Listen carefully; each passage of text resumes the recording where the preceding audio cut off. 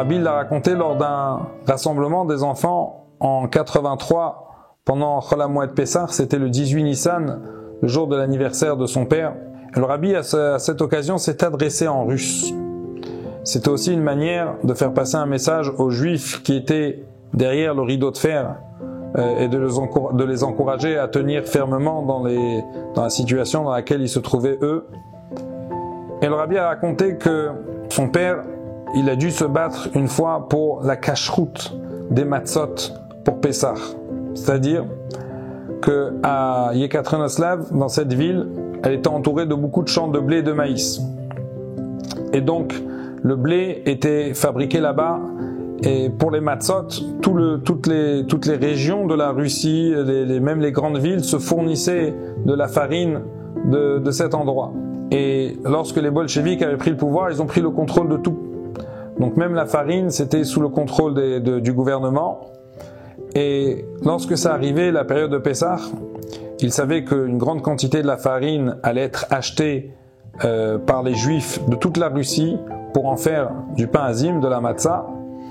Et ils savaient que les Juifs allaient acheter cette matzah et utiliser cette farine seulement si elle est sous le contrôle rabbinique d'une autorité reconnue.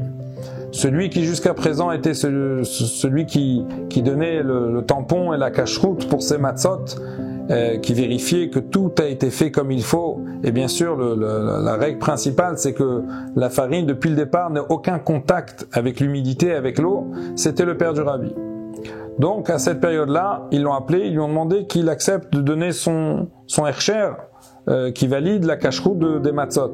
Lui, il a dit qu'il était volontiers de le faire, mais à condition qu'on mettrait ses mashgichim à lui, ces personnes que lui qualifiées et compétentes, que lui va nommer et qui vont surveiller toute la procédure de la fabrique de la matzah, mais même bien avant ça, qui vont surveiller les conditions dans lesquelles est stockée et gardée la farine depuis le départ.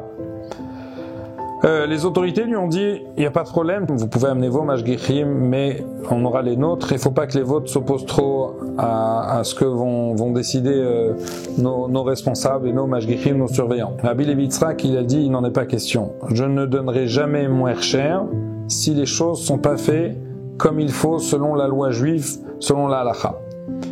Et ils ont commencé à lui faire de la pression que si il ne donnait pas son hercher, ça allait causer une perte parce que les gens n'achèteraient pas la matzah, n'utiliseraient pas la farine, et ça allait causer une perte financière importante au gouvernement, et qu'il était en train de déclarer une guerre contre le gouvernement.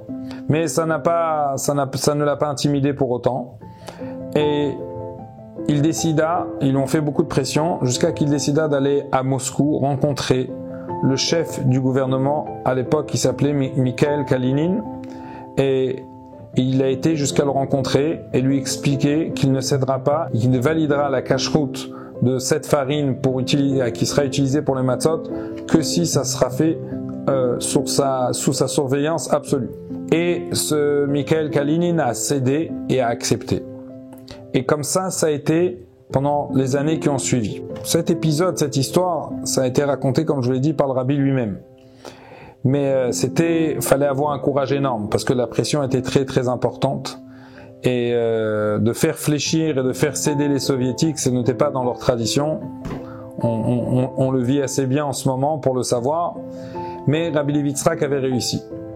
D'ailleurs, concernant cette histoire de la matzah, le Rabbi a expliqué une fois et il a dit comment ça se fait que mon père, si on peut dire cette expression, s'est acharné un peu particulièrement sur cette mitzvah de la matzah pour aller jusqu'au bout et ne pas céder concernant la cacheroute. Et il a expliqué, il a dit, parce que c'est connu dans le Zohar, dans la Kabbalah, la matzah est appelée le pain michla de memnuta, c'est le pain de la croyance, le pain de la emuna. La matzah qu'on mange à Pessah, c'est le pain qui nous donne et qui amène la foi et la emuna à Kadosh Baruch Hu chez les Juifs qui la consomment et qui font la mitzvah de la matzah lors de Pessah. Et le rabbi a dit, mon père savait qu'à cette époque-là, les Juifs étaient dans des conditions où ils ne pouvaient pas pratiquer aussi bien qu'ils le souhaitaient l'ensemble des mitzvot. Alors il s'est dit, on va au moins s'attacher à une mitzvah principale, une mitzvah qui est dotée de cette force de pouvoir amener et donner la émouna aux Juifs de manière à pouvoir renforcer tous les Juifs dans leur émouna envers Akadosh Baruch Hu, et c'est la raison pour laquelle il n'a pas cédé, il a été jusqu'au bout pour que les Juifs puissent bénéficier d'une matzah kasher le Pesach le Mahadrin.